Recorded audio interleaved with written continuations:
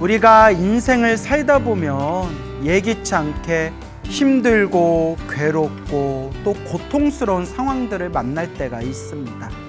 우리 인생이 살아가면서 술술 좋은 일들만 풀린다면 얼마나 행복하고 좋을까요? 하지만 인생이란 결코 그렇지가 않습니다. 그래서 흔히 등산에 비유하지 않습니까? 오르막길도 있고 내리막길도 있다가 또 한없이 오르막길도 있고, 그러다 길을 잘못 들면 낭떠러지나 절벽을 만날 때도 있고, 그렇게 힘들고 괴롭고 답답할 때, 그때가 바로 우리가 마음을 돌려 스스로를 돌아보고 또한 부처님 가르침에 의지하고 부처님께 더욱더 간절하게 기도해야 할 때이겠죠.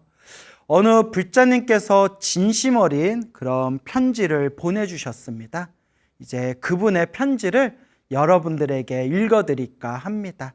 한번 잘 귀담아서 한번 들어보시기 바랍니다. 어느 여성 불자님께서 40대 초반의 여성 불자님께서 보내주신 그런 내용이 되겠습니다. 한번 읽어볼게요. 안녕하세요. 반갑습니다. 저는 아무개입니다. 광우 스님의 소나무 법문을 보고 오랜 고심 끝에 편지를 보냅니다. 불교에 귀의한 지 8년차 초보 불자입니다. 수많은 고난과 역경을 겪으면서 기도와 법문을 듣기 시작하였습니다. 사랑하는 남편과 사별을 통해 부처님 말씀을 더욱 깊이 받아들이게 되었습니다. 남편분하고 그렇게 이별을 하셨네요. 나무아미타불.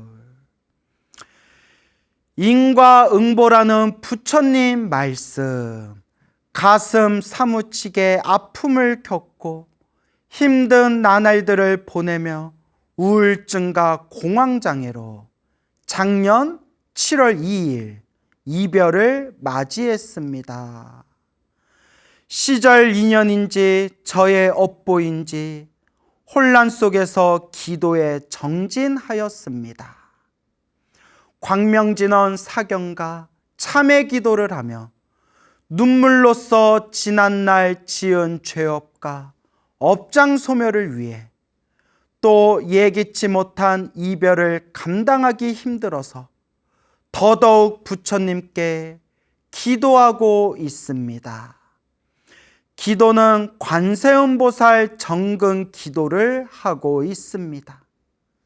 꿈속에서 악몽에 시달릴 때마다 관세음보살을 큰 소리로 불러 외칩니다. 그럼 언제 그랬냐는 듯 악몽이 사라집니다. 나무 관세음보살. 관세음보살님께서 저를 보호하고 있음을 몸소 체험하고 있습니다. 저의 일상은 소나무 법문을 듣고 마음으로 느끼며 신행생활로 상처를 이겨내고 있습니다. 너무나도 감사합니다. 스님, 남편은 생전에 불교 신자는 아니었습니다. 하지만 늘 제가 가고 싶은 사찰마다 항상 같이 동참해 주었습니다. 사랑도 많이 주고 간 사람입니다. 너무 그립습니다. 시댁에서는 제대로 대처를 못한 제가 죽인 거라고 빈소와 재산을 포기하라고 했습니다. 정신없는 상황에 쫓겨나듯이 나왔어요. 제가 시댁과 다툼 없이 큰 결정을 내린 계기는 사필 규정과 제 것이 아닌 거에 연연하지 말자라는 다짐으로 중심을 잡고서 마음을 내려놓았습니다. 지금 생각하면 저만 억울한 것이 아니라 슬픔에 빠진 시댁 식구들 또한 저를 방편 삼아 위로가 필요하지 않았나 싶습니다. 저는 22살 남자아이 아들의 엄마이기도 합니다. 돌아가신 분은 재혼이고요. 저희 둘 사이에는 자식이 없습니다. 이 모든 제가 겪는 일들이 전생으로부터 지은 죄, 현생의 지은 죄라는 것을 깊이 깨닫게 해주신 광우 스님께 너무나도 감사합니다. 그리고 소나무 방송을 통해서 남편에게 사랑하고 미안하고 고마웠다라는 말을 꼭 전하고 싶습니다. 지금은 아들이 있다는 것에 감사합니다. 그리고 부처님 말씀에 깨달음과 알아차림으로 조금씩 나아가도록 노력하고 있습니다. 일심으로 갈 수 있도록 어떠한 마장이 와도 흔들림이 없도록 열심히 기도하겠습니다. 두서없이 글을 쓴지라 연결이 잘 안 될 수도 있어요. 스님께서 학식이 높으시니 다 이해해 주실 거라 믿습니다. 건강 잘 챙기시고 앞으로 좋은 법문 꾸준히 들려주셔요. 자, 여러분, 어느 여성 불자님이 보내주신 편지 함께 읽어봤습니다. 갑작스러운 남편과의 이제 사별. 정말 사랑하고 정말 좋아하고 정말 아꼈던 사람을 다시는 볼 수 없다는 게 얼마나 슬픈 일일까요? 또 얼마나 가슴이 찢어졌을까요? 그때 그런 아픔과 고통 속에서 오히려 세상을 떠난 남편을 위해서 그렇게 사경을 해주고 연부를 해주고 그렇게 기도를 하고 부처님 법문을 들으면서 자신의 마음을 다스렸다는 것에 대해서 그래도 성근이 있고 지혜로운 분이시구나라는 생각이 들었습니다. 헤어짐은 참 고통스럽습니다. 사랑하는 사람과의 헤어짐, 그 이별은 정말 괴로움입니다. 그래서 부처님이 말씀하시지 않았습니까? 사랑하는 사람 못 만나서 괴롭고 미워하는 사람 자꾸 봐서 괴롭구나. 사랑하는 사람을 삶과 죽음이라는 정말 건널 수 없는 저 선 밖으로 멀리 사랑하는 사람을 떠나보낸다는 게 얼마나 괴롭고 얼마나 고통스러울까요? 하지만 부처님께서 분명히 말씀하셨죠. 만나면 헤어지고 헤어지면 만남이 있구나. 일어난 것은 사라지고 사라진 것은 언젠가 또 일어나는구나. 태어나면 죽음이 있고 그 죽음은 또다시 새로운 태어남으로 이어지는구나. 이걸 우리가 유의법이라고 부릅니다. 유의법. 일어나고 사라지고 일어나고 사라지는 생멸법이라고도 부릅니다. 생멸법. 이 모든 것이 인연 따라 일어나고 인연 따라 사라진다고 합니다. 그래서 부처님께서 경전에서 누누이 말씀하시지 않으셨습니까? 우리 앞에 펼쳐진 모든 인연이 바로 우리가 스스로 지은 업의 인연들이다. 그래서 업연이라고 부르고 인과법이라고 부르고 이것을 인연 따라 일어나고 인연 따라 사라지는 인연법이라고도 부릅니다. 행복도 불행도 내가 지은 업의 인연이고 좋은 일도 나쁜 일도 내가 지은 업의 인연이고 좋은 인연도 나쁜 인연도 다 내가 지은 업의 흐름들입니다. 그래서 경전에서 부처님께서 늘 누누하게 늘 간곡하게 우리 중생들에게 권유하시기를 좋은 업을 지어라, 선업을 지어라, 공덕을 심어라 라고 말씀하시고 나쁜 짓을 저지르지 말아라, 죄업을 소멸해라, 업장을 소멸해라 라고 말씀하시고 계시는 겁니다. 우리 중생들의 살아가는 모든 모습이 과거 전생에서부터 내가 지었던, 내가 지은 업의 결과들이다. 하지만 이 업이라는 것은 고정된 실체가 아닙니다. 결정되어진 고정된 실체가 아닙니다.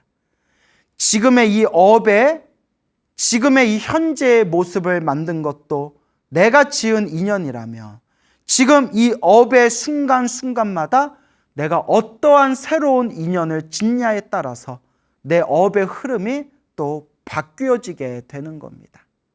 그래서 우리는 늘 좋은 업을 지을 수 있도록, 우리는 늘 복과 선업과 공덕을 닦을 수 있도록, 그리고 궁극적으로는 모든 번뇌와 망상을 소멸하여 이 생사윤회에서 벗어나, 윤회를 벗어난 영원한 대자유를 얻을 수 있도록 꾸준히 닦아 나아가야 됩니다. 우리 힘없고 약하고 보잘것없는 우리 중생들이 너무나 괴롭고 힘들고 답답할 때 정말로 의지할 수 있는 것은 바로 우리 부처님의 법이구나 라는 말씀을 여러분들에게 항상 여러 번 늘상 이 부처님의 위대한 가르침에 대해서 말씀을 드렸습니다. 어느 불자님, 한 40대 정도로 보이는 여성 불자님께서 나이가 많아야 한 50 정도 보이는 그런 40대 정도의 그 어느 여성 불자님이 저에게 직접 해주신 이야기입니다. 태어나서 지금까지 정말 눈물 없이는 들을 수 없을 만큼 정말 한 편의 소설, 비극적인 소설인 것처럼 세상 정말 풍지 그냥 박살이 날 정도로 평지풍파와 같은 그런 괴로움에 답답한 삶을 살았던 그런 어느 여성 불자님이 계십니다. 그분의 이야기를 너무 자세히 말씀드리는 거는 이제 그분의 개인적인 프라이버시가 있어서 그분이 이제 허락을 해주셔서, 그분이 소나무에서 공개해도 된다라고 허락을 해주셔서 그분이 이제 부처님의 가르침과 인연을 맺게 된 그런 내용만 여러분들에게 따로 그렇게 여러분들에게 이 감동스러운 이야기를 전해드릴까 합니다. 어렸을 때부터 교회에 다니는 독실한 교회 신자였다고 합니다. 아주 독실한 교회 신자였대요. 그렇게 이제 교회를 열심히 다니다가 남편을 잘못 만나게 됐어요. 남편의 시댁 집안이 아주 오랫동안 교회를 다닌 집안이고 또 같은 교회를 믿는 사람으로서 그렇게 결혼을 하게 되었는데 그렇게 가정폭력이 심했대요. 아이고 나무아미타불. 정말 진저리가 날 정도로 가정폭력이 너무나 심했고 시댁에서도 항상 무시받고 괄시를 받았다고 합니다. 왜 그런 걸까요? 사실 저는 여자를 때리는 사람들이 이해가 안 돼요. 여자가 때릴 데가 어디 있어요? 그렇죠? 물론 인생 살다 보면 별 그지 같은 인간들도 만나게 되지만 정말 별 성격 그지 같은 여자들도 만나게 되지만 정말 엄청난 내 생명의 위협이 있는 그런 상황이 아니라면 사실 여자가 때릴 데가 없지 않습니까? 근데 힘센 남자가 여자를 때린다는 거는 제가 잘 이해가 안 돼요. 그래서 무슨 문제가 있으면 공권력에 이제 도움을 받아서 처리하면 되지, 그리고 이렇게 내 몸을 보호하는 거 이상으로, 물론 내 몸을 보호할 때는 폭력을 쓸 수는 있겠지만 내 몸을 보호하는 이상의 차원으로 막 그 연약한 여자를 때리고 폭력을 행한다는 게 저는 상상조차 안 돼요. 하여튼 그렇게 가정폭력 때문에 몇 년 동안 버티고 버텼지만 이러다 내가 죽겠다라는 생각이 드셨대요. 그래서 이제 야반도주를 하게 되었답니다. 야반도주를 하게 되고 그렇게 남편과 시댁과 그렇게 이제 연을 끊게 되었다고 합니다. 그런 과정에서도 인생을 한번 잘 살아보겠다고 그렇게 꿋꿋하게 꾸역꾸역 이제 인생을 살아가면서 또 남자를 만나 재혼을 하게 되었고, 그리고 정말 열심히 노력해서 큰 사업체도 하나 일구게 되었대요. 나름 능력이 있으신 분이었나 봐요. 그런데 사업이 크게 실패를 했대요. 사업이 완전히 무너져 버렸대요. 거의 빈털터리처럼 이렇게 사업을 다 무너져서 실패를 하게 되었고, 그런 와중에서 극심한 스트레스를 느낀 그 재혼한 남편이 이제 언어 폭력을 많이 썼대. 언어 폭력.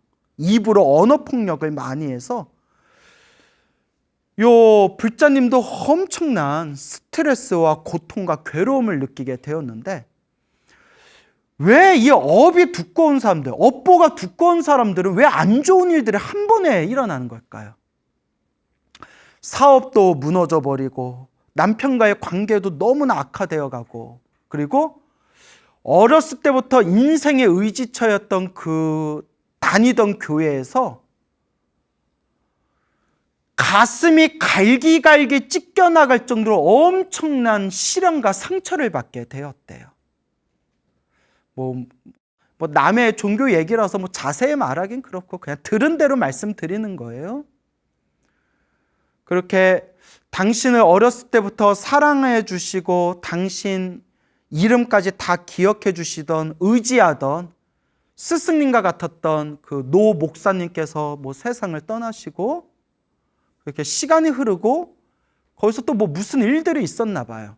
여하튼 그렇게 믿고 의지하던 그 교회에서 가슴이 갈기갈기 찢겨나갈 정도의 시련과 상처를 받고, 정말 몸도 그 스트레스와 고통과 과로 등으로 인해서 몇 번의 대형 수술, 몇 번의 큰 수술을 받을 정도로 몸의 건강도 완전히 무너져 버렸대요.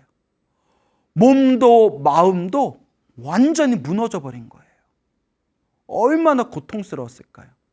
그분 표현에 의하면 몸도 마음도 완전히 너덜너덜해졌대요.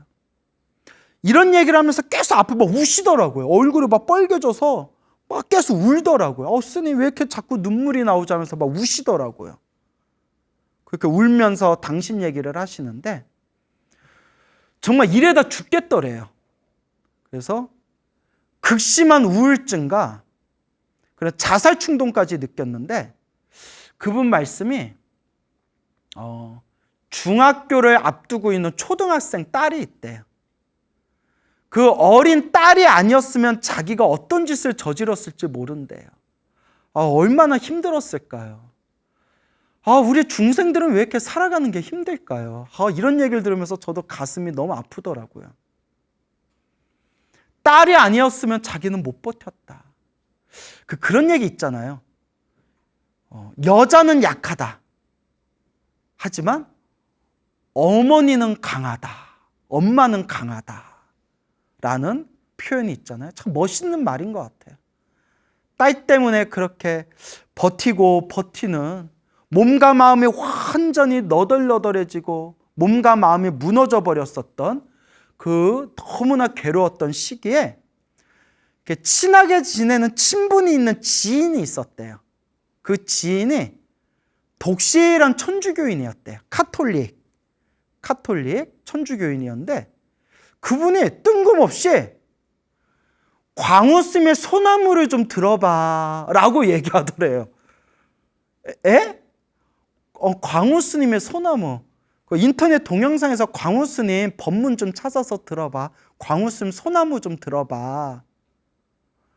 아니, 절에 다니는 사람이 저 스님 법문 좀 들어봐가 아니라 성당에 독실하게, 성당에 열심히 다니시는 분이 광우 스님 소나무를 들어봐, 스님 법문을 들어봐 라고 하더래요. 신부님 법문을 들으라는 게 아니라 광우 스님 소나무를 들어봐. 너무 좋아. 한번 꼭 들어봐. 그렇게 얘기하더래요.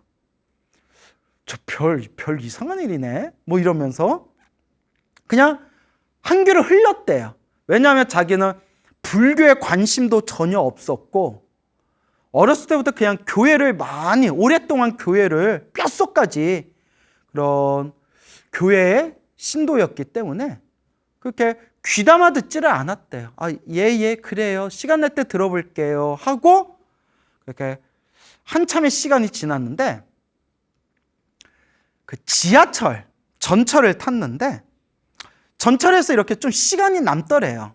그래서 순간 그 성당에 다니시던 지인이 광우스님 소나무 들어봐 라는 이야기가 생각나서 이어폰 끼고 인터넷 동영상에서 광우스님 소나무 검색해서 딱 들었대요. 딱 들었는데 재밌더래요. 제 입으로 얘기해서 미안한데 뭐 또 우리 소나무가 뭐 옛날 옛적에 뭐 이런 전설의 고향 같은 이야기 하니까 뭐 사람 호기심을 많이 끌어당기잖아요. 재밌다 하고 이렇게 듣고 있는데 그때 150 몇 회인가를 들었대요. 그냥 아무거나 이렇게 찍었대요. 소나무 이렇게 올라와서 소나무가 차라라락 이렇게 올라와서 우리가 거의 뭐 300회가 다 돼가요. 그래서 촤르르르르르 이렇게 올라오는 거 아무거나 그냥 눌렀는데 그냥 150 몇 회인가 그렇대요. 자기 기억에. 재밌다 하고 듣고 있는데 그때 제가 소나무 법문 중에 하늘에 꽃비가 쏟아졌다라는 그런 내용이 나왔대요. 하늘에 꽃비가 쏟아졌다라는 내용을 듣는 순간 쓰고 있는 마스크 안에서 아주 진한 꽃향기가 마스크 안에 코 속으로 확 하고 퍼지더래요. 자기가 쏘스랗게 놀랐을 정도로 코에서 마스크를 쓰고 있는데 코 안에서 그냥 은은한이 아니라 정말 진한 꽃향기가 코 속에서 확 꽃향기가 싹 퍼지더랍니다. 그분한테 들은 대로 말씀드린 거예요, 여러분. 그분이 이제 직접 해주신 얘기를. 놀래가지고 두리번거렸대요. 꽃향기가 어디서 나는 거지? 그리고 그날부터 이 소나무, 소중한 나 무한행보, 불교 TV, BTN, 소나무를 꾸준히 계속 듣다가 이러면 안 되겠다 싶어서 아예 1회부터 찾아서 들었대. 1편부터 이 소나무를 찾아서 1편부터 들어서 한 달 정도 들었을 때 한 달 만에 170회를 넘어갔대요. 그러니까 하루에 5-6개씩 들은 거죠. 하루에 한 5-6개씩. 그러니까 시간 날 때마다 소나무를 들었대요. 시간 날 때마다. 그러면서 울고 웃고를 반복하면서 점점 인과 업보라는 게 있구나. 모든 게 인연법이구나. 모든 게 내가 지은 업의 인연이구나. 라고 하면서 순간 내가 전생의 업이 참 두껍구나. 내가 전생의 업보가 정말 두꺼웠구나 라면서 그렇게 하염없이 우셨대요. 하염없이 그렇게 눈물을 흘리셨대요. 이 얘기를 하면서도 우시더라고요. 그분이 이렇게 막 벅차오르셔가지고 이렇게 우시더라고요. 그러면서 그렇게 소나무 170회가 넘어가도록 보면서 우리말 한글로 된 지장경을 사왔대요. 그리고 지장경을 읽고 지장경을 독송하면서 지장경을 사경하기 시작했고, 그리고 지장보살 연불도 하기 시작했대요. 그리고 그렇게 기도 수행을 시작하면서 또 금강경을 구해서 지금까지 금강경도 벌써 몇십 번을 사경하셨대요. 금강경도 일하는 와중와중 시간 날 때마다 몇십 번을 지금까지 사경하셨고, 시간 날 때마다 틈틈이 관세음보살을 연불 하셨대요. 처음에 지장경을 독송하고 지장경을 읽으면서 지장보살을 연불했던 그 인연이 있었지만, 자, 이렇게 기도해 봤더니 이상하게 자기는 관세음보살이 너무 좋고 관세음보살이 친숙하더래요. 그래서 제가 아무 상관없습니다. 관세음보살을 부르든 지장보살을 부르든 불보살의 에너지는 하나로 통합니다. 누구를 부르든 부처님을 향한 기도는 하나로 통합니다 라고 말씀을 드렸죠. 그렇게 관세음보살 연부를 하면서 그분이 소나무를 정말 제대로 보셨더라고요. 제가 소나무 법문 때마다 꿈에서도 연부를 할 정도로 기도하십시오. 꿈에서도 연부를 할 정도로 기도하십시오. 이 얘기가 딱 꽂혀서 항상 부처님한테 발언하기를, 부처님, 제가 꿈을 꾸면 꿈속에서도 연불이 될 수 있도록, 제가 꿈에서도 연불할 수 있도록 해주십시오 라는 마음으로, 꿈에서도 연불하겠다는 마음으로 그렇게 연불하고 기도하셨다고 합니다. 그러면서 놀라울 정도로 마음이 편안해지셨대요. 그리고 꿈에서 그동안 안 좋은 꿈, 악몽들을 너무 많이 꿨는데 점점 꿈들이 맑아지고 정말 좋은 꿈들, 기분 좋은 좋은 꿈들을 계속 꾸게 되었대요. 물론 우리가 꿈에 집착하면 안 되지만, 절대 꿈에 집착하면 안 되지만, 꿈이 맑아지고 좋은 꿈들을 꾼다는 것은 꿈이라는 내 잠재의식, 내 마음에 깔려있는 잠재의식들이 이제 긍정적으로 정화되고 있다라는 하나의 증거들입니다. 그렇게 아주 좋은 꿈들도 꾸면서 잠자리도 편안해지고 마음도 너무 편안해졌는데, 정말 기도하면 기도할수록 정말 놀라운 게, 주변인들이 점점 주변에 있는 일들이 편안하고 안정되고 주변에 점점 좋은 사람들이 모이는 게 느껴지더래요. 이게 바로 유유선종입니다. 에너지는 비슷한 것끼리 끼리끼리 만나게 돼 있어요. 마음이 편안해지고 점점 주변 일들이 점점 안정이 되고 좋은 사람들이 점점 모여드는 느낌이 들고, 무엇보다 정말 여러 번 큰 수술을 받을 만큼 육체적으로 이 오장육부가 다 아주 심각할 정도로 건강 상태가, 오장육부가 안 좋은 상태였는데, 그렇게 기도하고 그렇게 편안한 마음, 기쁜 마음이 흘러나오면서 건강도 점점 좋아지는 것 같더니, 얼마 전에 건강검진을 받고 왔는데 아주 의사 선생님이 흐뭇해 하실 정도로 검사 결과가 아주 잘 나왔다 라는 말씀을 하면서 또 이렇게 눈물을 흘리시더라고요. 예, 그래서 제가 속으로, 야, 이분은 여왕이다, 여왕. 눈물의 여왕이다. 예. 그렇게 이렇게 막 눈물을 흘리면서, 그러면서, 스님, 저는 그 소나무에 나오는 내용을 100% 믿습니다. 그 얘기를 저한테 또박또박 하시더라고요. 소나무에 나오는 내용들, 그 내용들을 100% 믿습니다. 제가 체험했기 때문입니다 라는 말씀을 하시더라고요. 우리 소나무 그런 찐팬분들이 한결같이 저를 만나면 하는 얘기가 있어요. 스님, 소나무에 나오는 내용 100% 믿습니다. 제가 경험했습니다. 우리가 경험했습니다 라는 말들을 한결같이 하십니다. 근데 그 불자님도, 스님, 정말 부처님의 말씀을 만나고 듣고 배우고 이 인과법, 이 인연법을 마음에 되새기면서 기도하고 조금이라도 복을 지으려고 노력하니까 정말 마음이 편안해졌습니다. 제가 너무나 마음이 편안하고 기쁩니다 라는 말씀을 하는데, 아까 중학생을 이제 코앞에 둔 초등학생 딸이 있다고 했잖아요. 딸이 더 좋아한대요. 딸이 하는 얘기가, 엄마가 부처님 만나고 공부하면서 엄마 얼굴이 너무 좋아졌어. 엄마가 편안해하는 게 느껴져 라는 말을 하더래요. 아, 애들도 촉이 빠르잖아요. 애들은 순수하게 있는 그대로 보는 거거든요. 우리 엄마가 너무 편안해지고 너무 우리 엄마가 기뻐하는 게 느껴져서 나 너무 좋아. 딸이 그런 얘기를 하더래요. 그러면서 딸이 어느 날 이런 얘기를 하더래요. 엄마가 맨날 관세음보살 그렇게 기도하고 연불하는 걸 딸도 알잖아요. 내 딸이 이런 얘기를 하더래요.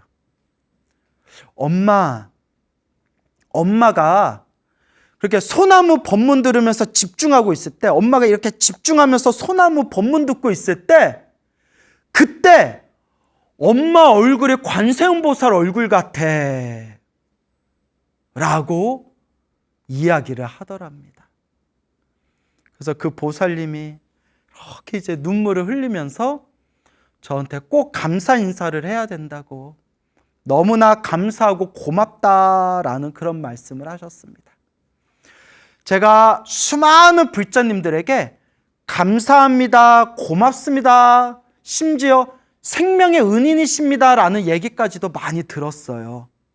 하지만 여러분, 제 컨셉이 겸손이잖아요. 항상 제가 주장하지만 제 컨셉이 겸손입니다. 항상 이제 겸손해야 되잖아요. 늘 그분들에게 제가 드리는 얘기가 있습니다. 아닙니다. 저 때문에 당신이, 저 때문에 여러분들이 이렇게 편안해지고 이렇게 행복해진 게 아닙니다. 모든 것이 부처님의 덕이고 온전히 본인의 몫입니다. 아무리 백날 소나무를 듣고 제 법문을 들어도 변화가 없는 사람들이 있습니다. 오히려 소나무를 듣고 제 법문을 듣고 뭐 뻥이라느니 수준이 낮다라느니, 예? 그렇게 뭐 온갖 거짓말이라느니 이런 식으로 비난하고 그런 식으로 손가락질하는 사람도 은근히 있습니다. 이 법문을 듣고 강의를 듣는다고 사람이 쉽게 변화되는 게 아닙니다. 이렇게 저의 법문을 듣고 이렇게 부처님의 가르침을 만나서 여러분이 편안해질 수 있는 그 힘은 온전히 부처님의 그 자비하신 가피와 온전히 본인이 닦은 몫입니다. 저 때문이 아닙니다. 온전히 본인이 잘 닦으셨기 때문입니다. 라는 말씀을 드립니다. 이 말이 사실이에요. 이게 진실입니다. 내가 닦아야 된다는 거예요. 내가 닦아야 된다. 행복도 불행도 내가 지은 업의 인연이고, 좋은 일도 나쁜 일도, 좋은 인연도 나쁜 인연도 내가 지은 업의 인연이고, 결국 누가 닦아야 된다? 온전히 내가 닦아야 된다. 결국 나의 수행, 자기 수행이 불교의 핵심이 되는 겁니다. 여러분들이 잘 닦았기 때문에 여러분들에게 평온이 찾아온 거지, 결코 나와는 관계가 없다라는 말씀을 드리고 싶은 겁니다. 어느 불자님이 계세요. 여성 불자님이 계시는데 지금 연세가 이제 60이 넘어서 이제 70이 다 되시는 그런 불자님이신데요. 그 불자님이 몇 년 전에 이렇게 유방암에 걸리셨어요. 유방암에 걸리셨는데 얼마나 힘들고 괴롭고 답답했겠어요. 근데 그분이 항상 저를 스승님, 스승님, 우리 스승님 하면서 항상 저한테 공경 예배를 하세요. 제가 부끄러울 정도로. 그분이 그 유방암 그 치료를 받으면서 암 투병 동안 저의 법문을 들으면서 항상 마음의 의지를 삼고 항상 마음의 희망으로 삼았대요. 그러면서 저의 법문을 듣고 그렇게 마음으로 끊임없이 기도하면서 굉장히 그 치료가 잘 됐어요. 치료가 잘 됐고, 그 뒤에도 조금씩 힘들거나 괴롭거나 그런 상황이 있을 때 절에 다니면서 간절하게 기도를 하면서 아주 그렇게 크나큰 가피를 받으신 불자님이 계세요. 지금도 저랑 친분을 맺고 있는 분인데 항상 저를 우리 광우스 스승님 하시는 정말 인품이 좋으신 그런 보살님이 계세요. 그 보살님 하시는 말씀이 참 재밌어요. 부처님 법을 이렇게 본격적으로 만나기 전에, 물론 저는 절에 다녔지만 이렇게 깊은 신행 생활을 하기 전에는 항상 이렇게 TV를 많이 봤대요. 세상 돌아가는 이야기, 드라마 같은 그런 TV를 많이 봤고, 그렇게 점 얼마짜리 아줌마들끼리 점 얼마짜리 고스톱을 쳤대요. 그렇게 점 얼마짜리. 그러니까 아줌마들끼리 모여서 막 이렇게 고스톱도 즐겨 쳤고. 그리고 젊었을 때 키가 크세요. 옛날 분인데 키가 크세요. 여자로서는 키가 웬만한 성인 남자보다 성인 남자 정도의 그런 키인데 그 운동부 출신이셨대요. 운동부 출신이라서 성격도 좀 화끈한 데가 있으신가 봐요. 이렇게 곡차를 좋아하셨나 봐요. 소주를 좋아하셨는데 앉았다 하면 소주 2병은 깠대요. 소주 2병은 깠대요. 여자가 소주 2병 마시긴 쉬운 거 아니잖아요. 그래서 그렇게 TV를 좋아하고 그리고 점 얼마짜리 아줌마들끼리 고스톱 치는 취미가 있었고 그리고 앉았다 하면 이제 소주 2병을 깠다고 하시는데 근데 되게 인품이 좋으신 분이에요. 되게 좋으신 분인데 누구나 그런 취미 생활은 있잖아요. 그게 나쁜 건 아니잖아요. 그런데 점점 부처님 법문을 공부하고 부처님 말씀 공부하고 기도하고 수행하면서 저절로 TV를 안 보게 됐대요. 그러니까 이제 TV에 나오는 세상살이가 다 재미가 없더래요. 그냥 다 중생들 사는 중생살이. 그냥 TV 볼 시간에 사경을 한 번 더 하고 연부를 한 번 더 하고 기도를 한 번 더 하게 되더래요. 왜냐? TV는 보고 나면 마음만 심란하고 TV는 재밌는 걸 봐도 그걸로 끝나는데 기도는 하면 할수록 마음이 편안하다는 거예요. 그래서 TV는 이제 거의 TV는 틀지 않을 정도로 TV를 멀리하게 됐고 고스톱 치는 거는 거의 완전히 안 하게 됐대요. 이제 그런 거 더 이상 안 한대요. 그래서 가끔씩 친구들하고 그냥 재미삼아서 해도 되죠 해도 이제는 고스톱 같은 거 안 친대요. 그렇게 이제 도박을 이제 멀리하게 됐고 그런데 소주는 조금씩 마신대요. 그냥 친구들 만나면 속으로 부처님 참여합니다. 그냥 취하지 않을 정도만 마시겠습니다 하고 이렇게 드신다고 해서 제가 약 삼아서 좀 드세요. 예. 그렇게 이제 우스개로 말씀을 드렸는데 그래서 자기의 인생이 너무나 변화되고 지금 너무 부처님께 하루하루 부처님께 감사드릴 정도로 자신이 행복하고 충만된 삶을 살아가는데 아이들이 절에 다녀라 라는 얘기를 굳이 안 해도 될 정도로 아이들이 저절로 포교가 됐대요. 왜냐? 애들이 그렇게 얼굴이 맑고 깨끗해지게 엄마의 얼굴이 변해가고 엄마가 저렇게 편안하고 행복해하는 저런 모습을 보면서 애들이 저절로 불심이 싹 트더래요. 제가 그 얘기를 듣고 그게 진짜 포교입니다. 몸으로 보여주는 그 포교, 그게 진짜 포교입니다 라는 말씀을 드렸습니다. 애들이 오히려 부처님께 감사드린대요. 우리 어머니가 부처님 법을 만난 뒤에 저렇게 얼굴이 더 편안해지시고 저렇게 더 하루하루를 더 기쁘게 지내시는 모습을 보면서 아이들을 오히려 부처님께 감사합니다 할 정도로 그렇게 신행생활을 잘 하시는 불자님이 계십니다. 인생을 살다 보면 항상 행복해질 수가 없습니다. 때로는 힘들고 괴롭고 답답한 불행을 만날 때도 있습니다. 하지만 그때가 정말 부처님께 귀의하고 기도하고 내 마음을 닦을 때입니다. 그래서 첫 번째 이야기의 주인공이셨던 그 여성 불자님, 그 초등학생 따님이 있는 여성 불자님에게 제가 마지막에 이런 말씀을 드렸습니다. 불자님, 보살님, 지금처럼만 닦으십시오. 제가 더 이상 드릴 말이 없습니다.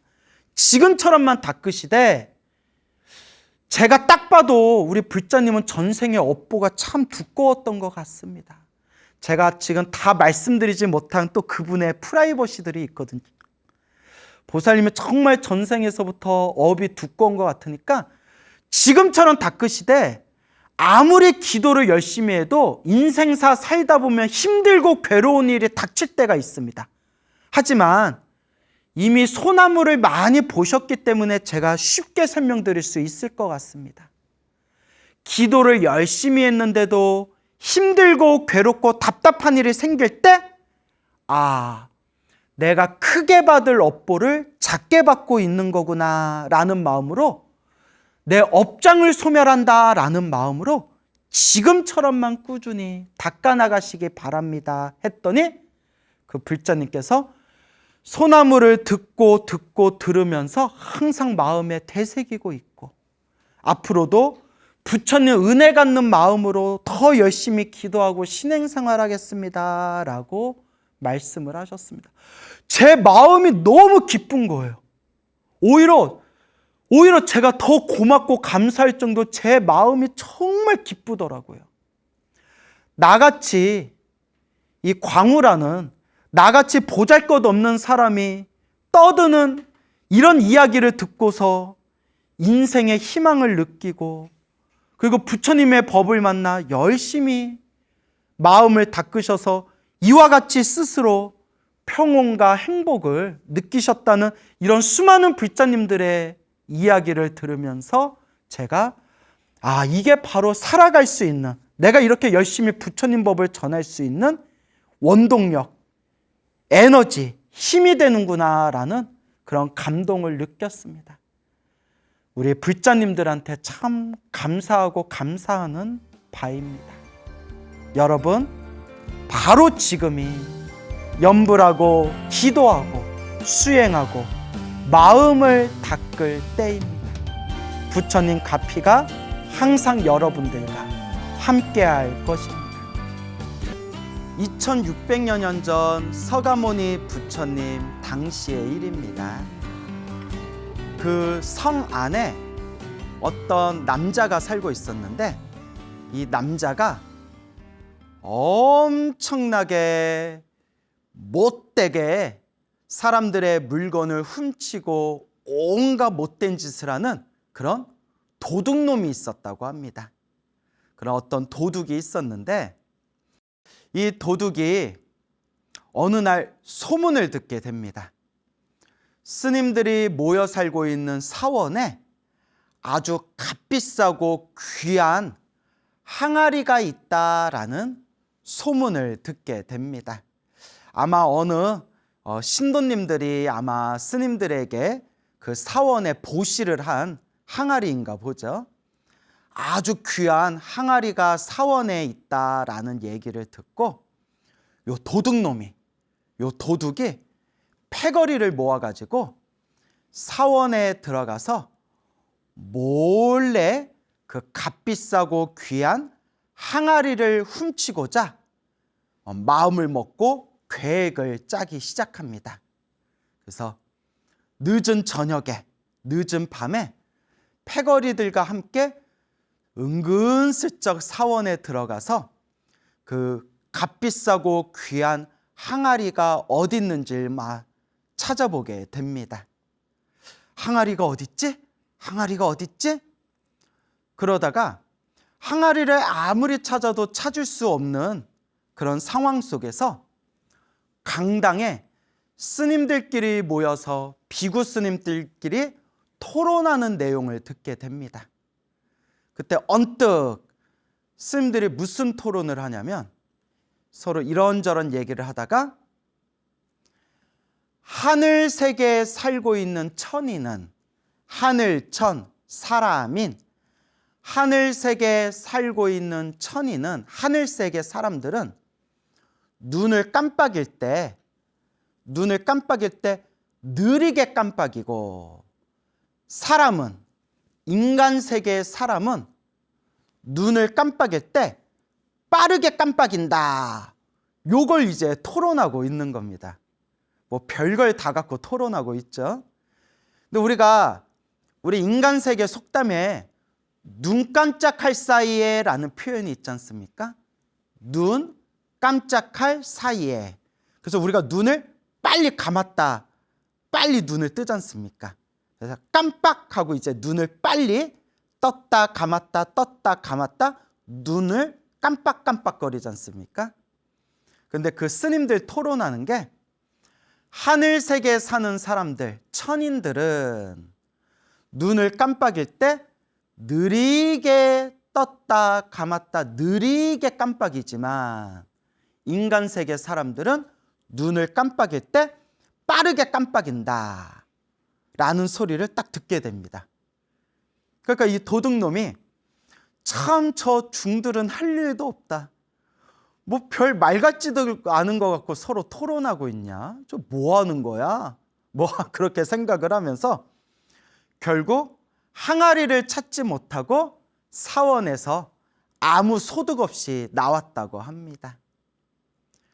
그렇게 좀 시간이 지난 뒤에 그 당시에 그 성과 나라를 다스리고 있는 왕이 있었는데 외국의 어느 상인이 이 왕에게 아주 귀하고 귀한 보물 마니주라는 보석을 왕에게 선물을 올립니다.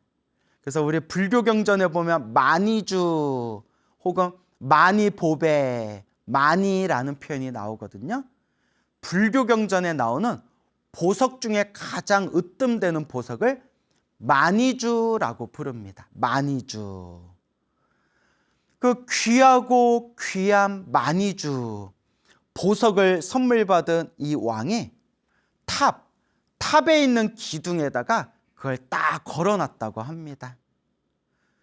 그걸 보고 요 강 큰 도둑놈이 야, 저거 정말 값비싸고 귀하고 세상에서 쉽게 찾아볼 수 없는 보석이구나. 저걸 내가 몰래 훔쳐야 되겠다 해가지고 요 강 큰 도둑놈이 그 왕이 걸어놓은 기둥에 걸어놓은 보배구슬 왕이 걸어놓은 그 마니주를 이 도둑놈이 몰래 그걸 훔쳐가게 됩니다. 마니주가 사라졌다는 걸 발견하고 왕이 막 화를 내면서 분노에 떨면서 당장 도둑놈을 잡아라. 당장 도적놈을 잡아라.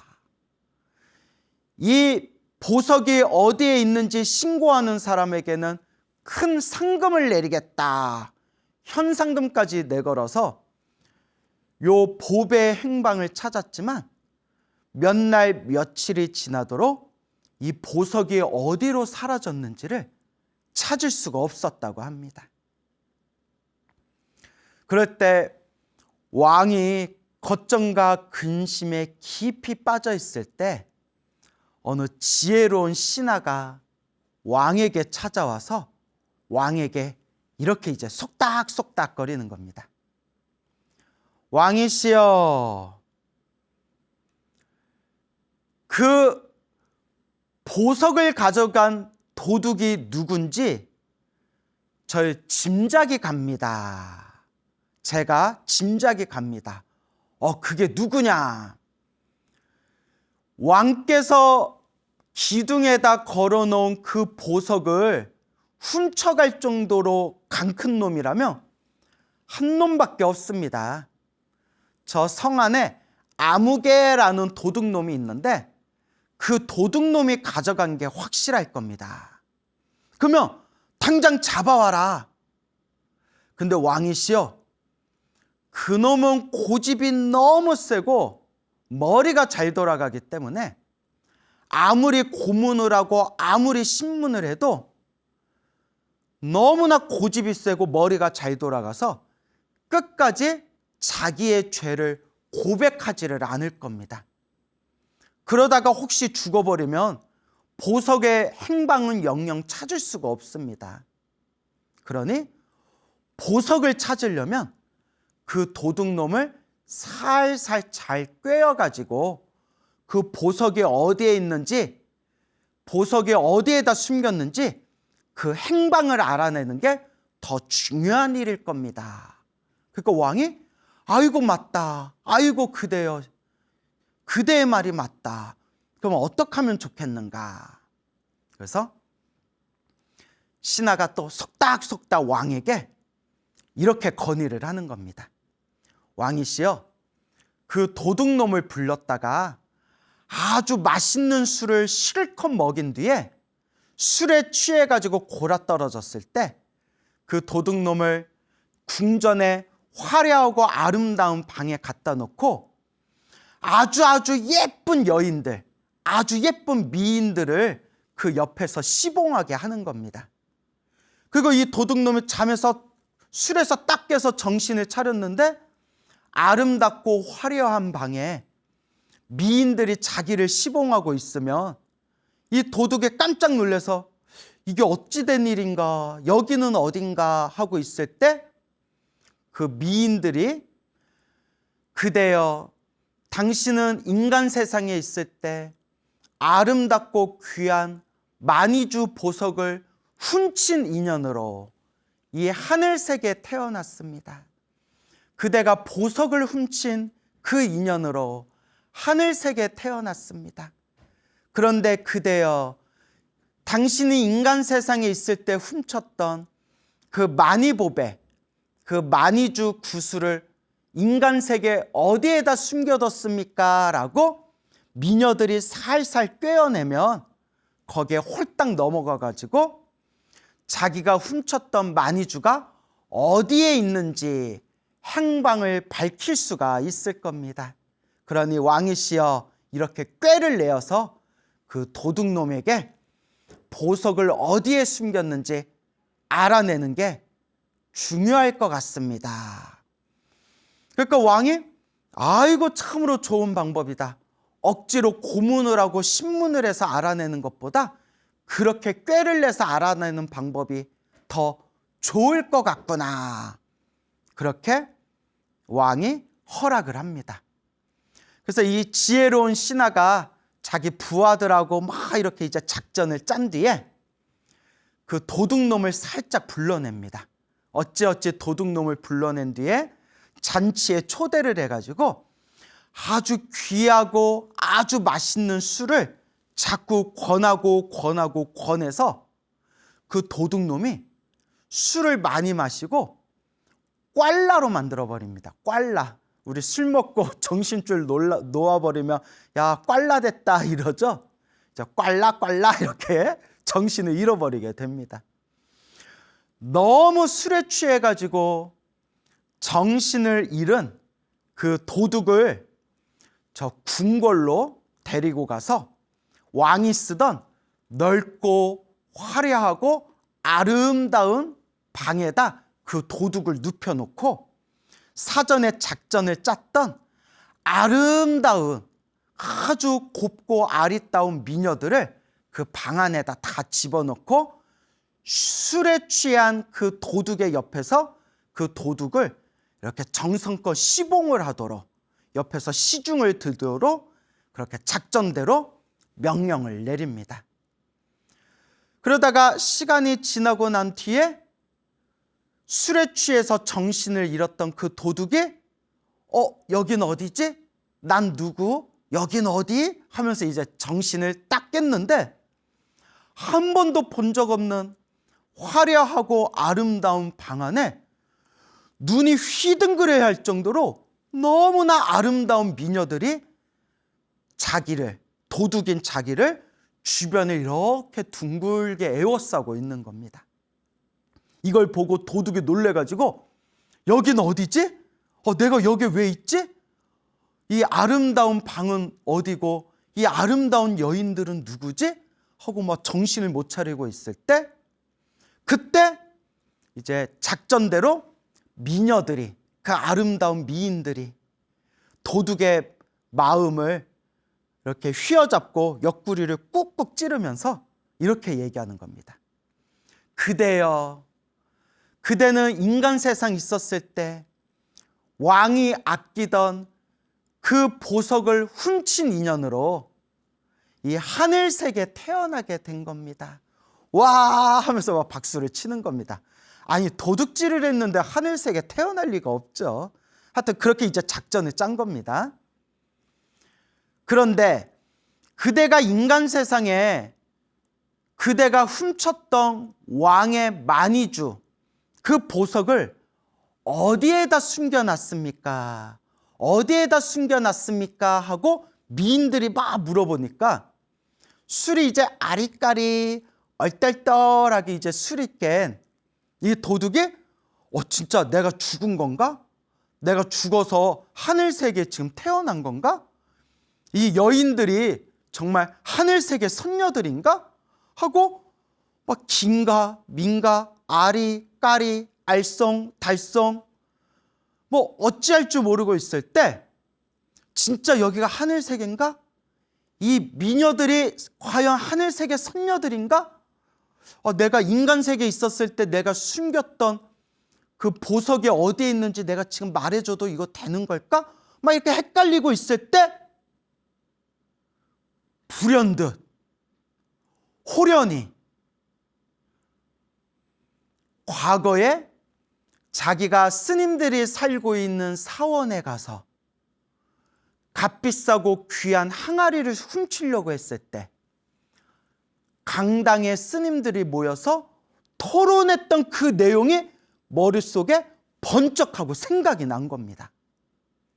그때 항아리를 훔치려 갔을 때 그 사원에서 강당 안에서 스님들이 토론을 하기를 인간 세계 이 인간들은 눈을 깜빡일 때 빠르게 깜빡이지만 눈을 깜빡거리고 눈을 떴다 감았다 하지만 하늘세계에 살고 있는 천인들은 하늘세계 사람들은 하늘세계에 살고 있는 그 신들은 눈을 깜빡일 때 느리게 감았다 느리게 뜬다. 눈을 깜빡이는 걸 더디게 느리게 눈을 깜빡인다 라고 스님들이 토론했던 그 내용이 번쩍 생각이 난 겁니다. 그때 자기가 비웃기를 아유 중들이 할 일도 없다. 저런 거 갖고 토론하고 있고 참 아주 배가 불렀구나. 저 뭐 하는 짓이야 저게. 뭐 별 말 같지도 것도 않은 거 갖고 토론하고 있어. 하고 자기가 막 비웃었었는데 비웃었던 그 내용이 도둑의 머릿속에서 번쩍 생각이 난 겁니다.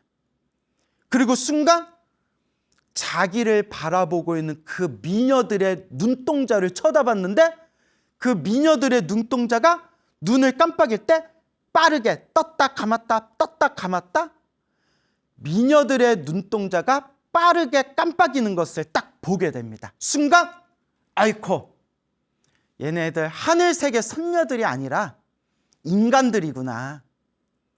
하늘세계 신들은 하늘세계 천인들은 눈을 깜빡일 때 느리게 감고 느리게 뜬다 했는데 얘네들은 인간하고 똑같이 눈을 깜빡깜빡 빠르게 깜빡깜빡 하는 거 보니까 얘네들 지금 나한테 뻥치고 있는구나. 얘네들 선녀가 아니라 인간들이구나 하고 여기서 내가 보석의 행방이 어디에 있는지 보석을 어디에 숨겼는지 내가 사실대로 말해서 얘네들의 보석을 찾아내면 바로 나를 죽일 것이다. 그러니까 말하지 말아야 되겠다 하고 입을 꾹 다물고 끝까지 말을 안 하고 나는 모르는 일이다. 보석이 훔쳤어? 보석이 사라졌어? 아니 어떤 놈이 감히 왕의 보석을 훔쳤어? 나는 모르는 일이다. 나는 모르는 일이다 라고 이 도둑이 끝까지 오리발을 내밀었다고 합니다. 이 상황을 다 주시하고 있었던 그 지혜로운 신하가 속으로 아뿔싸 저놈이 눈치챘구나. 저놈이 눈치채가지고 지금 보석을 어디에 숨겼는지 끝까지 오리발을 내밀고 있구나. 아뿔싸 이번 작전은 실패구나 하고 이제 그 도둑놈을 그냥 풀어주게 됩니다. 작전이 실패한 이 지혜로운 신하는 왕에게 찾아가서 자초지종을 이야기합니다. 그러니까 왕이 깜짝 놀라면서 아이고 그 도둑놈 참 눈치도 빠르다. 그걸 또 알아차려가지고 끝까지 자기가 보석을 가져가지 않았다고 발뺌을 하는구나. 이걸 어찌하면 좋겠느냐. 그러니까 지혜로운 신하가 플랜 B 두 번째 계획을 이제 왕에게 건의합니다. 왕이시여, 요 도둑놈을 보니까 요 도둑놈 술 마시고 꽐라가 돼서 막 이렇게 술에 취해가지고 주사를 부리는 걸 보니까 요 놈이 좀 애정결핍이 있는 것 같습니다. 요 놈이 아주 관종입니다. 관종. 아주 관심받고 싶어가지고 몸부림치는 관종입니다. 그러니까 왕이시여, 이 도둑놈이 사람들한테 관심받고 싶고 막 사람들에게 막 인정받고 싶어하는 그런 욕구가 강하다는 것을 이렇게 관찰을 하면서 그런 마음의 공허한 부분을 제가 딱 꿰뚫어 봤습니다. 그래서 좋은 꾀가 생겼습니다. 그래? 또 두 번째 계획이 있느냐? 저놈이 사람들한테 관심받고 싶어하고 인정받고 싶어하는 욕구가 있으니까 왕이시여, 저 도둑놈을 불러다가 큰 상을 주고 큰 자리를 하나 맡기십시오. 어떤 자리를 맡기면 되겠느냐? 왕의 절대적인 신임을 받을 수 있는, 왕에게 인정받고 왕에게 신임을 받고 사람들에게 존중받을 수 있는 그런 자리를 주십시오. 그래서 이 나라의 창고를 관리하는 그런 자리를 하나, 지위를 내려주십시오. 여러분, 그 나라의, 국가의 창고를 운영하고 관리하는 자리면 얼마나 높은 자리겠어요? 뭐 우리나라로 치면 한 재무장관 정도 되려나? 뭐 잘은 모르겠지만 하여튼 나라의 곳간 창고, 왕과 나라의 보물 창고라든가 그런 창고를 운영하는 그런 큰 자리를 내려주십시오라고 지혜로운 신하가 딱 건의를 합니다. 그리고 이렇게 얘기합니다. 왕이시여, 왕에게 믿음을 받고 신임을 받고 사람들한테 존중을 받고 사람들에게 관심을 받고 사람들에게 인정을 받게 되면 이 자리를 놓치고 싶지 않다는 마음에 분명히 자기가 훔친 보물을 어떻게든 그걸 내놓게 될 겁니다. 그러니까 이 도둑은 그 값비싼 보물보다는 사람들에게 관심받고 인정받는 것을 더 좋아하는 성품이기 때문에 왕께서 절대적인 신임을 주시고 그리고 사람들에게 존중받을 수 있는 자리를 딱 임명을 하신다면 얼마 안 돼서 스스로 그 보물을 내놓게 될 겁니다. 한번 제가 건의한 대로 한번 해보시죠. 그래서 왕이 그 지혜로운 신하의 말대로 그 도둑을 부릅니다. 도둑을 부른 뒤에 뭐 말도 되지 않는 별의별 핑계를 대면서 착하다 착하다, 그대 같은 인재가 왜 숨어서 지내느냐, 그대같이 똑똑한 인재는 나라를 위해서 큰일을 맡아야 된다 해가지고 왕이 나라의 창고를 다스리는 높은 자리에 그 도둑을 임명하게 됩니다. 그러니까 도둑이 깜짝 놀라서 야, 이게 웬일이냐? 야, 이게 웬일이냐?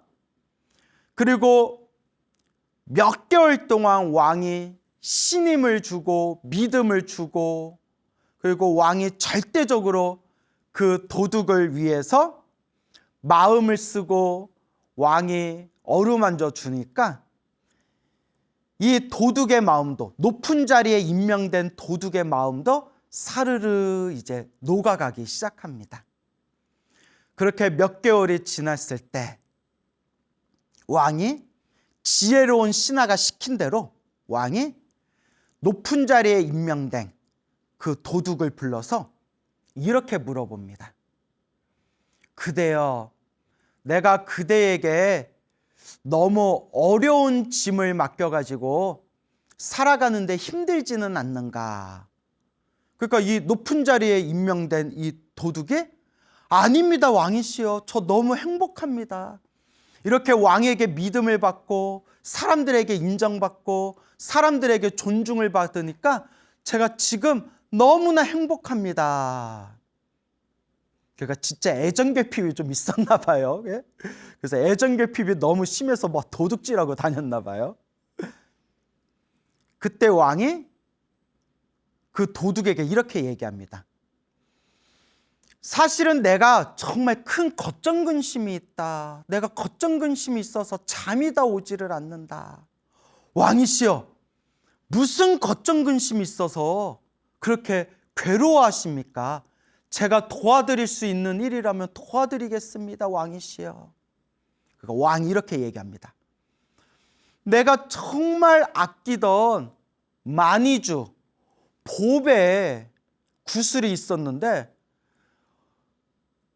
얼마 전에 그걸 누가 훔쳐갔는데 도저히 찾을 수가 없다. 너무나 내가 아끼는 보석인데 찾을 수가 없어서 밥을 먹어도 밥 먹은 것 같지가 않고 잠을 자도 잠잔 것 같지가 않고 내 마음이 너무나 괴롭구나. 누구든 그 보석을 찾아온다면 내가 큰 상을 내릴 거고, 누구든 그 보석을 가지고 자수를 한다면, 그 보석을 찾을 수만 있다면 내가 그냥 모든 죄를 용서해 줄 텐데 이 보석을 찾을 수가 없구나. 그때 이 도둑이 그 보석을 가지고 자수만 한다면 죄를 묻지 않겠다라는 말에 마음이 움직입니다. 그렇지 않아도 이 도둑의 마음이, 사실 도둑이 재발절인다고 하잖아요. 내가 지금 이렇게 부귀영화를 누리고 사람들한테 관심과 존경을 받으면서 살고 있는데 이러다가 나중에라도 내가 이 보석을 훔쳤다는 것이 나중에 밝혀지면 나는 이 모든 걸 다 잃어버리고 나는 결국 사형까지 당하게 될 텐데 이걸 어찌하면 좋을까 하고 도둑도 사실 마음에 걱정거리와 짐이 있었는데 왕의 그 말을 딱 듣고 집으로 돌아가서 자기가 훔쳤던 마니주, 보배 구슬을 딱 가지고 왕 앞에 딱 찾아가서 무릎 꿇고 왕에게 보배 구슬을 바치면서 자기가 훔쳤던 보배 구슬을 바치면서 그 자리에서 자수를 합니다. 그래서 나온 말이 자수하고 광명 찾자라는 말이 그래서 나온 거예요. 자수하고 광명 찾자. 왕이 그때서야 환하게 웃으면서 참으로 고맙다, 참으로 고맙다.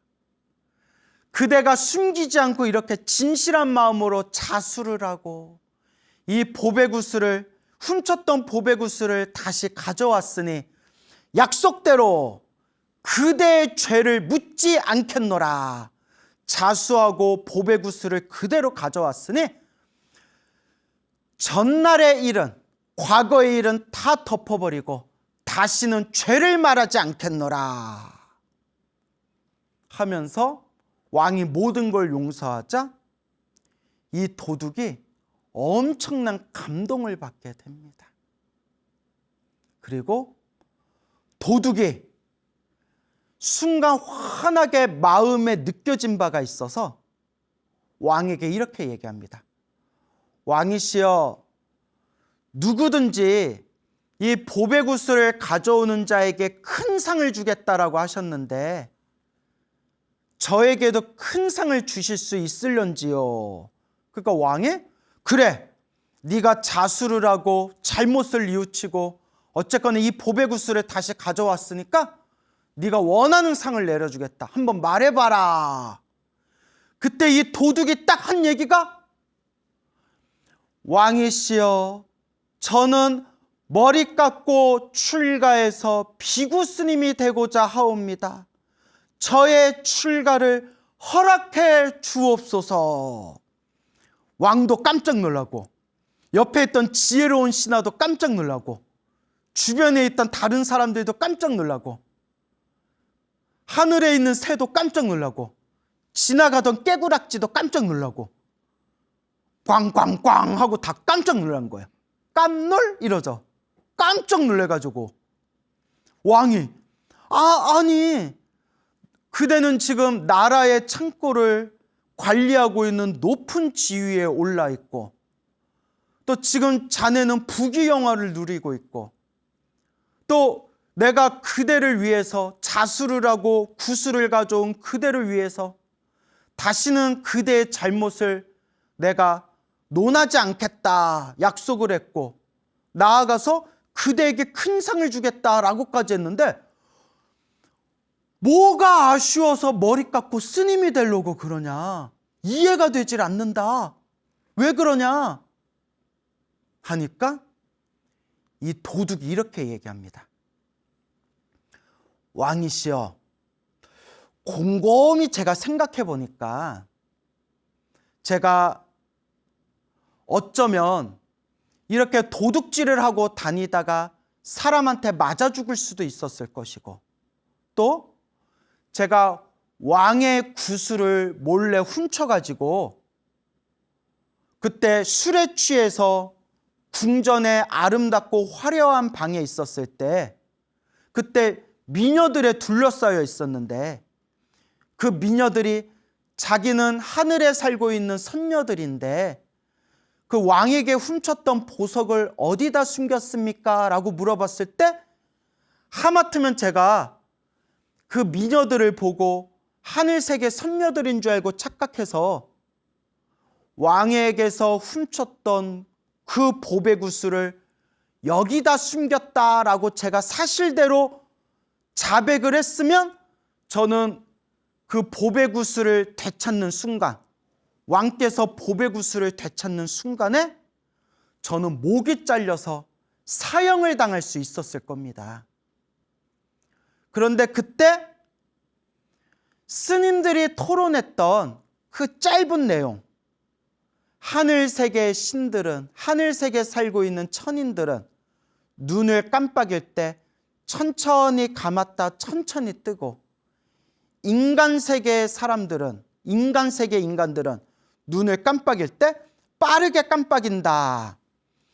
그 짧은 한 구절, 그 한 내용을 얻어들은 그 인연으로, 그 공덕으로 제가 목이 잘려서 사형에 당하는 것을 피할 수 있었고, 심지어 더 나아가서 비록 왕께서 저 지혜로운 신하와 작전을 짜서 저를 속인 거기는 하지만 저를 높은 자리에 임명을 해주셨고, 나아가서 제가 왕께서 저에게 믿음을 보여주셨기 때문에 제가 왕을 믿고 왕에게 훔쳤던 이 보배구슬을 왕에게 다시 갖다 바치면서 자수를 했던 이 인연으로 저는 인간 세계에서 정말 그 누구도 부럽지 않은 큰 부귀영화를 누릴 수 있는 기회를 가지게 되었습니다.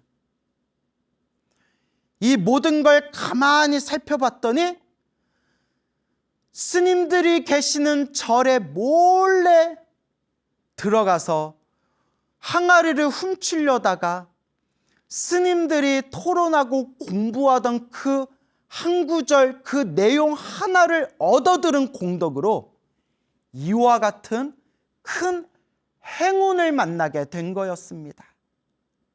근데 왕이시여, 제가 하늘세계 천인들은 눈을 깜빡일 때, 눈동자를 깜빡일 때 천천히 느리게 깜빡이고, 인간세계 인간들은 눈동자를 깜빡일 때 빠르게 빨리 깜빡인다 라는 그 내용 하나만 배웠는데도 이렇게 엄청난 행운을 얻었는데, 제가 그 스님들이 공부하는 부처님의 가르침을 제가 더 많이, 더 깊이 공부를 한다면 제가 얼마나 더 큰 공덕을 얻겠습니까? 그래서 저는 머리 깎고 출가하고 스님이 돼서 부처님의 가르침을 공부하고자 하옵니다 라고 하니까 왕도 감동을 하고, 옆에 있는 지혜로운 신하도 감동하고, 그 자리에 있는 수많은 사람들도 다 함께 감동하고, 하늘을 날고 있던 새도 감동하고, 지나가고 있던 깨구락지도 감동하고 모두가 그 자리에 있는 모든 사람들이 감동하고 감탄하게 됩니다. 그때 왕이 이렇게 얘기합니다. 그대의 출가를 왕으로서 허락하노라. 부디 머리 깎고 출가하여 부처님 제자가 되어 수행자가 되었을 때 열심히 수행하셔서 큰 깨달음을 얻어 널리 우리 중생들을 제도해 주십시오라고 그 도둑의 출가를 허락하게 됩니다. 그리고 그 자리에서 그 도둑은 진심으로 개과천선을 하고 부처님이 계신 사원으로 찾아가서 부처님 발 아래 머리 깎고 출가해서 비구스님이 되었고, 그 뒤로 열심히 수행해서 얼마 되지 않아 모든 번뇌와 망상이 사라진 거룩한 성자 아라한이 되셨다. 아라한이 되어 하늘세계 신들과 모든 인간들의 존경을 받는 거룩한 성자 아라한이 되어 널리 중생을 제도하셨다라는 이야기가 우리 불교설화에 자세히 전해지고 있습니다. 와, 여러분 너무 감동적이죠? 맞습니다. 우리 불교에서는 이렇게 이야기합니다. 천하의 못된 놈도 세상에서 가장 착한 사람도 결국 한 끗 차이래요. 한 끗 차이래요. 세상에서 가장 착한 사람과 세상에서 가장 못된 흉악한 사람이 그냥 우리 이성의 눈으로 볼 때에는 하늘과 땅만큼 차이가 있는 것처럼 느껴져도 근본적인 입장에서 꿰뚫어 보면 한 끗 차이래요. 한 끗 차이. 그 한 끗 차이가 뭐냐? 이 마음 어떻게 쓰는가? 이 한 마음 어떻게 사용하는가? 딱 내 이 마음을 어떻게 쓰냐에 따라서 부처님도 될 수 있고 아라한도 될 수 있고 지옥에도 떨어질 수 있고 흉악한 인간이 될 수도 있대요. 요 마음, 이 마음 어떻게 쓰느냐 한 끗 차이가 착하고 위대한 사람이 될 수도 있고 못되고 아주 흉악한 사람이 될 수도 있다는 거예요. 마음. 아, 마음이요. 그래서 여러분, 우리 깨달음을 얻으신 큰 스님들이 한결같이 하신 말씀이 있죠. 팔만대장경을 한 글자로 만들면 마음심, 마음심자가 된다. 결국 불교의 핵심은 마음, 이 마음을 어떻게 사용하느냐, 이 마음을 어떻게 닦느냐, 이 마음을 어떻게 깨치느냐. 그래서 부처님을 산스크리트어로 붓다라고 부른대요. 붓다의 어원을 살펴보면 눈을 뜬 자라는 뜻이 있대. 눈을 뜬 자, 눈을 떴다, 눈을 뜬 자. 그러면 무슨 눈을 떴느냐? 마음의 눈을 떴다. 마음의 눈을 뜨신 분, 그분이 바로 부처님이라는 거예요.